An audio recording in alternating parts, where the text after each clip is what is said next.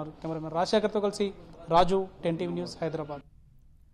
మొన్న రేగా కాంతారావు, నిన్న హరిప్రియ, మరి రేపు లోక్సభ ఎన్నికల వేళ ఖమ్మం జిల్లా కాంగ్రెస్ కు షాక్ల మీద షాక్లు తగులుతున్నాయి.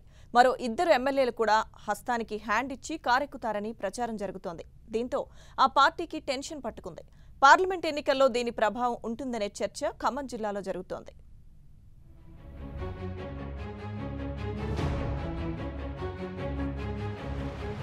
తెలంగాణ అసెంబ్లీ ఎన్నికల్లో తగిలిన షాక్ నుంచి తేరుకునేందుకు విశ్వ ప్రయత్నాలు చేస్తోంది టీ కాంగ్రెస్.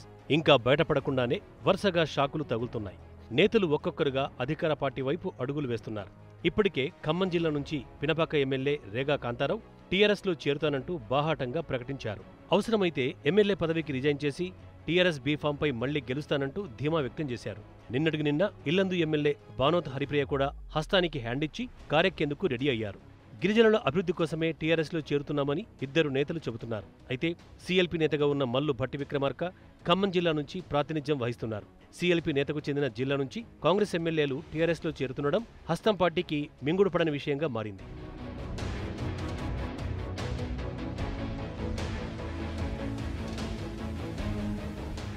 ఇటీవల జరిగిన అసెంబ్లీ ఎన్నికల్లో ఉమ్మడి ఖమ్మం జిల్లాలో కాంగ్రెస్ నుంచి 6 ఎమ్మెల్యేలుగా గెలుపొందారు. టీడీపీ నుంచి 2, టీఆర్ఎస్ నుంచి 1, ఇండిపెండెంట్గా 1 విజయం సాధించారు.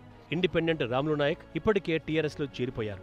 ఇప్పుడు రేగా కాంతారావు, హరిప్రియ కూడా గులాబీ గూటికి చేరుతుండడంతో టీఆర్ఎస్ ఎమ్మెల్యేల సంఖ్య 4కు చేరుకుంది.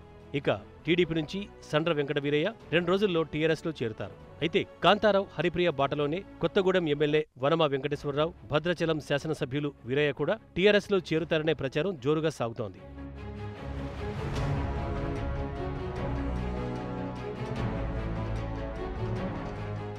ఖమ్మం పార్లమెంటు పరిధిలో ఖమ్మం, పాలేరు, మధిర, వైరా, సత్తుపల్లి, అసూరావుపేట, కొత్తగూడెం అసెంబ్లీ నియోజకవర్గాలున్నాయి. మహబూబాబాద్ నియోజకవర్గంలో ఉన్న ఖమ్మం నుంచి ఇల్లెందు, పినపాక, భద్రాచలం అసెంబ్లీ నియోజకవర్గాలు వస్తాయి. ఖమ్మం పార్లమెంటు పరిధిలోని 7 నియోజకవర్గాల్లో మొత్తం ఓట్లు పరిశీలిస్తే టీఆర్ఎస్ అభ్యర్థుల కంటే కూడా మహాకూటమి తరపున పోటీ చేసిన అభ్యర్థులకు కేవలం 30,000 మెజార్టీ మాత్రమే వచ్చింది.